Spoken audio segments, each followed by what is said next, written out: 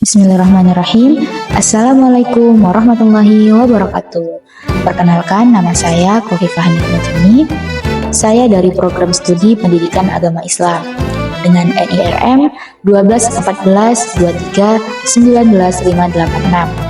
Saya salah satu mahasiswi dari Sekolah Tinggi Agama Islam Sultan Syarif Hashim Siak Sri Indrapura Riau. Video ini saya buat untuk memenuhi tugas mata kuliah materi SD, SMP, SMA, dan SMK yang diampu oleh Umi Nuryanti MPDI.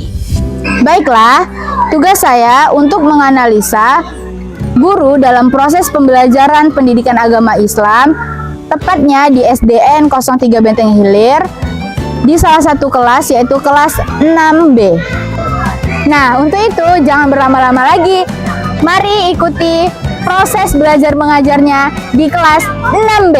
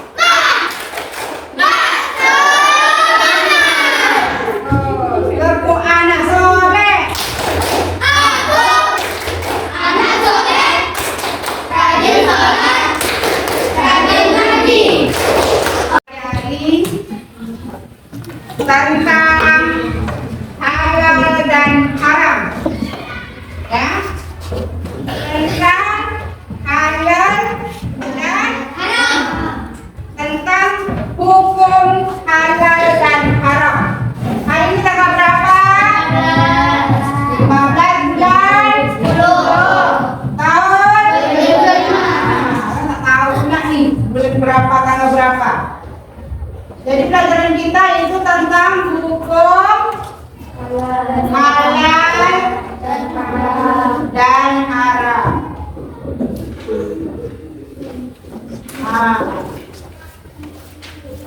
Jadi ini pelajaran kita pada hari ini tentang hukum halal dan haram. Jadi tujuan kita belajar tentang halal dan haram, tujuan kita belajar hari ini adalah untuk mengetahui apa itu halal, apa itu haram, ya, apa penyebab sesuatu itu bisa dikatakan halal dan apa sebab sesuatu itu dikatakan haram. Nah, itulah yang akan kita pelajari pada hari ini. Jadi diharapkan anak-anak ibu semuanya setelah kita mempelajari tentang hukum halal dan haram ini, diharapkan kita bisa nanti mendeteksi. Apa itu mendeteksi? Melihat, menyimpulkan, ya, bahwa sesuatu itu halal atau haram, ya. Apa itu dari segi perbuatan, dari segi makanan, ya, dan juga dari segi-segi yang lainnya. Penyebab dari kita mendapatkan makanan atau penyebab dari apa yang kita perbuat sehingga makanan atau perbuatan kita itu digolongkan haram atau halal. Nah, jadi itulah tujuan dari kita mempelajari pelajaran kita pada hari ini, yaitu hukum halal dan haram. Adapun hari ini Ibu akan mencoba, ya, kita akan menggunakan metode diskusi untuk melaksanakan pelajaran kita pada hari ini. Jadi nanti anak-anak Ibu akan dibagi menjadi 4 kelompok. Jadi dalam satu kelompok itu ada 4, ada 3 ya, karena kamu semuanya 18. Ketua kelompoknya 4 dan nanti ada anak buah anggotanya. Kandungan. Apa kandungan makanan yang ada di dalam bungkus? Apakah di dalam itu ada mengandung unsur-unsur yang haram seperti lemak babi, ya, atau zat-zat pewarna yang diharamkan dimasukkan ke dalam makanan itu? Kalau di dalam makanan itu kan ada tuh kode-kode bahwa makanan itu mengandung lemak babi. Nah, jadi kalau kita, dari segi itu udah harus kita perlihatkan di samping label halal tadi, ya. Kemudian apa lagi? Cara kita bisa menentukan bahwa sesuatu itu halal atau haram.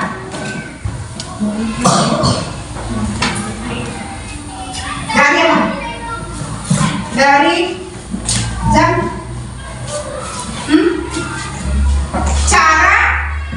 Cara mendapatkan.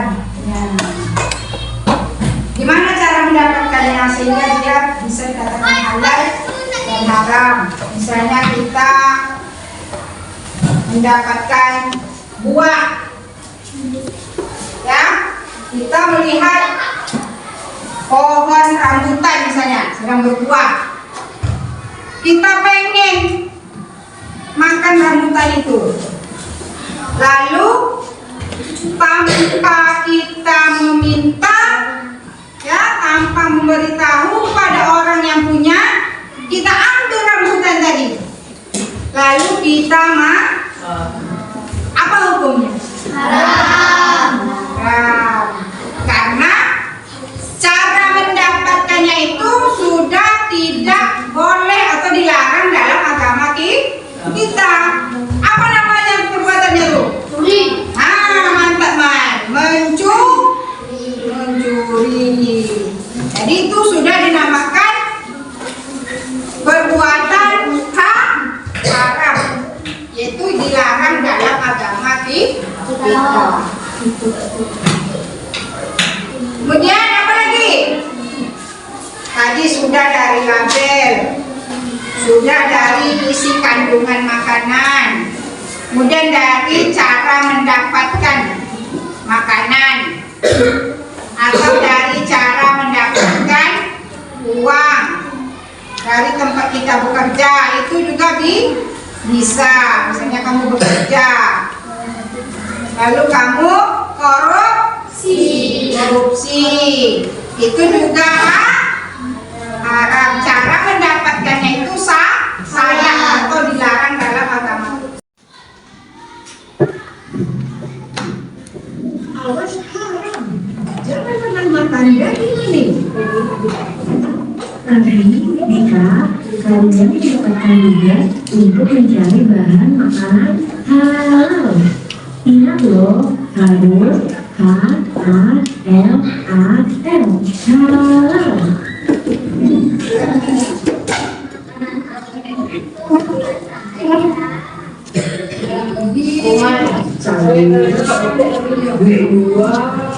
Kok telan saya? Siap dari Aduh, ikan kan ada juga daging yang haram. Ya juga, kita kan haram makan daging babi. Mengapa haramnya? Larangan makan daging babi adalah perintah langsung dari Allah Subhanahu wa Ta'ala dalam Al-Quran. Jadi tidak boleh dibuat lagi. Selain itu, babi tidak dapat disembelih secara syar'i karena Lalu sekarang gimana caranya kita dapat makan halal? siapa saja. Ayo kita mancing. Oh iya, ikan halal. Ayo kita mancing.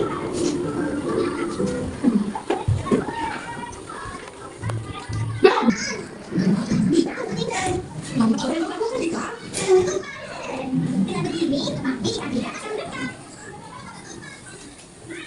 Kalau begini terus, kapan kita bisa dapat banyak makanan? Oh, kita akan mungkin.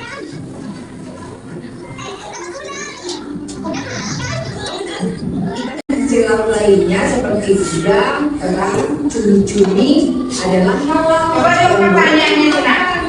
Kalau bisa kamu langsung bisa sambil jawab. Kita akan cari lebih banyak.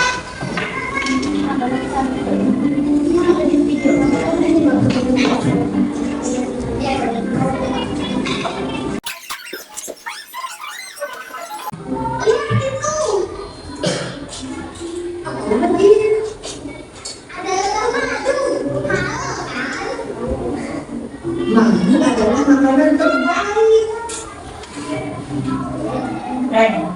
Lagi pula, ini adalah madu dia. Jadi, ayo kita ambil dan manfaatkan.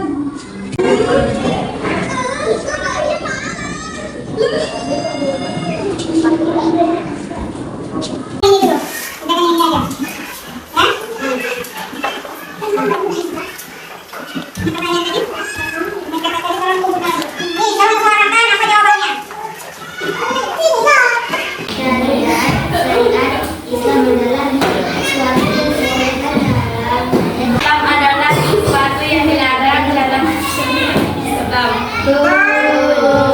Yang menjadi adalah kebutuhan hidup dan kemaslahatan umum. Haram dalam syariat Islam adalah larangan Allah, keharaman yang jelas dan kemaslahatan. Ya. Dapat kita simpulkan bahwa halal itu apa? Sesuatu Yang diperbolehkan dalam syariat Islam. sesuatu yang diperbolehkan dalam syariat Islam. Yang haram betul. Jadi sebab-sebab atau apa yang bisa menyebabkan sesuatu itu halal atau haram bagaimana caranya? Bisa kita lihat dari label suatu makanan, cara mendapatkannya.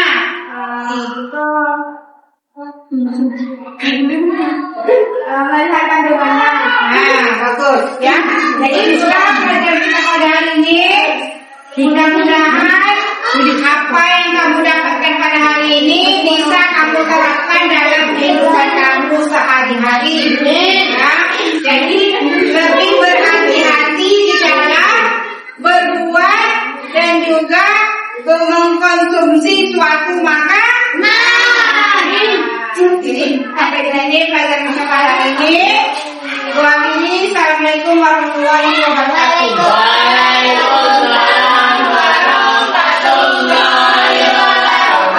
Baiklah, itu tadi proses pembelajaran pendidikan agama Islam di kelas 6B yang alhamdulillahnya dibimbing langsung oleh Ibu Sri Murni SAG. Nah, alhamdulillah proses pembelajarannya berjalan dengan lancar. Nah, dapat kita lihat ya tadi teman-teman, sebelum dimulainya pembelajaran, guru membimbing anak-anak untuk berdoa terlebih dahulu.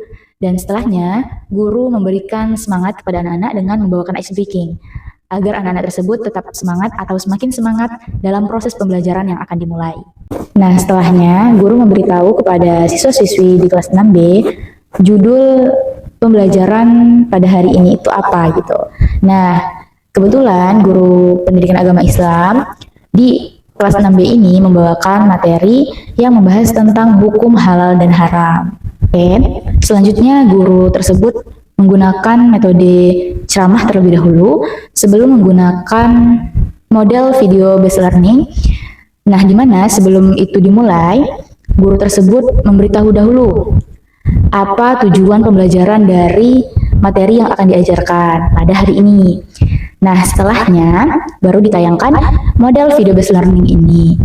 Sebelum itu, guru memberitahu nih, kalau setelah penayangan video based learning ini atau materi yang diajarkan dengan media tayangan video, akan ada metode diskusi yang dimana mereka akan mendiskusikan secara berkelompok.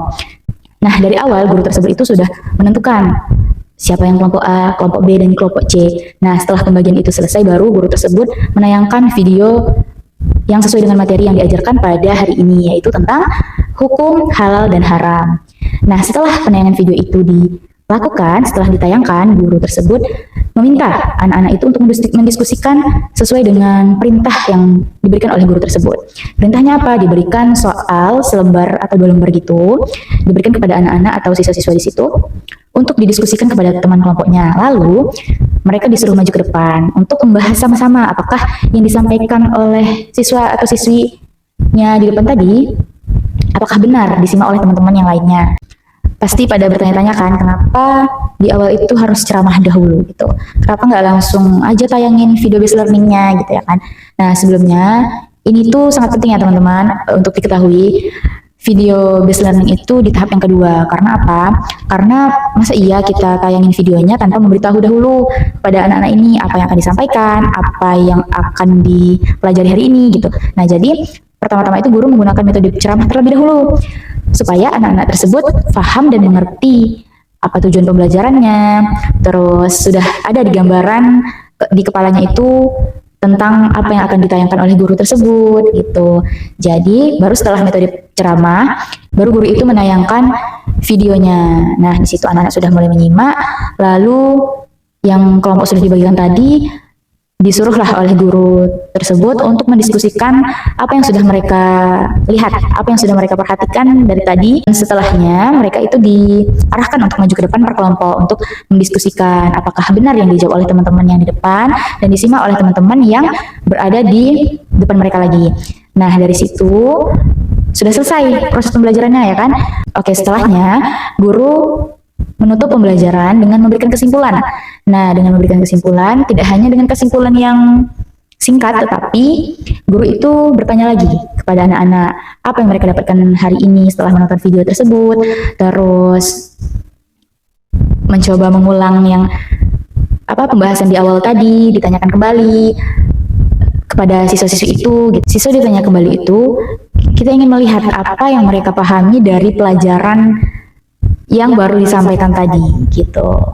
Baiklah, kesimpulan yang dapat saya ambil yaitu guru tersebut menggunakan pendekatan kontekstual, model video based learning, dan metode yang digunakan itu metode bervariasi yaitu metode ceramah, metode diskusi, hingga metode tanya jawab.